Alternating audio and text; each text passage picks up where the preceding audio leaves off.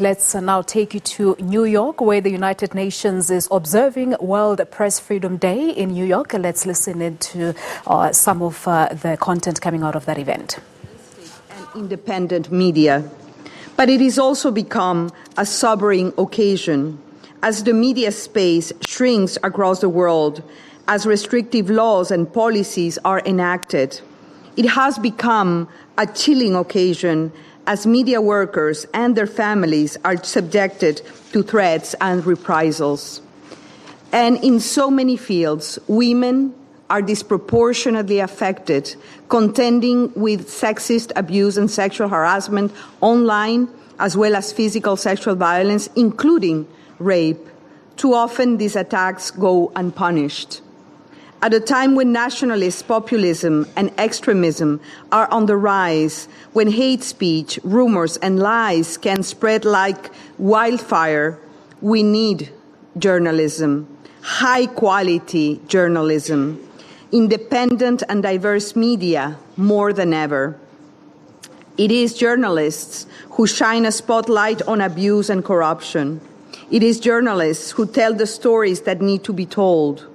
It is journalists who can give voice to those whom nobody listens. It is journalists who hold up a mirror to society. And if we don't like what we see, our response should be to address the issues, not shoot the messenger. Dear friends, I commend UNESCO to its effort to defend the media from attacks, to support a free, vibrant, and diverse press, and to protect and promote press freedom, working with governments, regulators, media organizations, and non-government organizations. And to all the journalists out there working hard to uncover the truth and to cover the stories, bad and good, that we need to hear. And I thank you. Have a very happy Press Freedom Day. Thank you. Thank you, Thank you, Excellency, for your poignant and strong thoughts on the value of a free press and ensuring the safety of media workers. As President of the General Assembly, you have another pressing engagement to attend, so you must leave us at this time. Thank you so much for coming.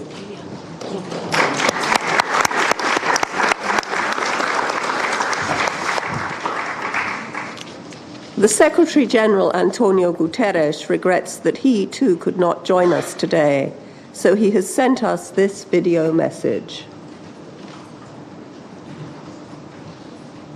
The free press is essential for peace, justice, sustainable development,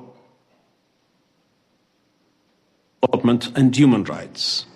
No democracy is complete without access to transparent and reliable information. It is the cornerstone for building fair and impartial institutions, holding leaders accountable, and speaking truth to power. And this is especially true during election seasons, the focus of this year's World Press Freedom Day. Facts, not falsehoods, should guide people as they choose their representatives. Yet, while technology has transformed the ways in which we receive and share information, sometimes it is used to mislead public opinion or to fuel violence and hatred. Civic space has been shrinking worldwide at an alarming rate.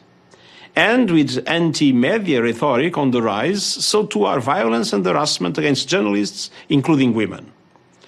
I'm deeply troubled by the growing number of attacks and the culture of impunity.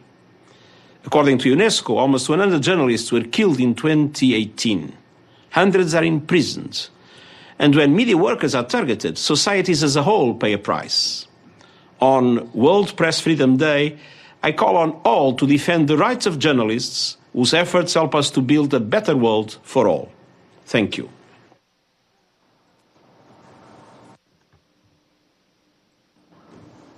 Taking note of the powerful messages we've already heard, I'd like to remind you that this year's theme for World Press Freedom Day is Media for Democracy, Journalism and Elections in Times of Disinformation. Our discussion will focus on the importance of press freedom and freedom of expression to the foundations of democracy in a digital age. Okay, so that's what is happening at the United Nations as they celebrate and mark World Press Freedom Day, particularly this year with a focus on democracy and elections. And there we just heard from Antonio Guterres, the Secretary General of the UN. Yes, indeed. Of course, Peter, I think the message is very clear here that we need high-quality journalism and independent media house. That's the message coming out of the New York there from the United Nations.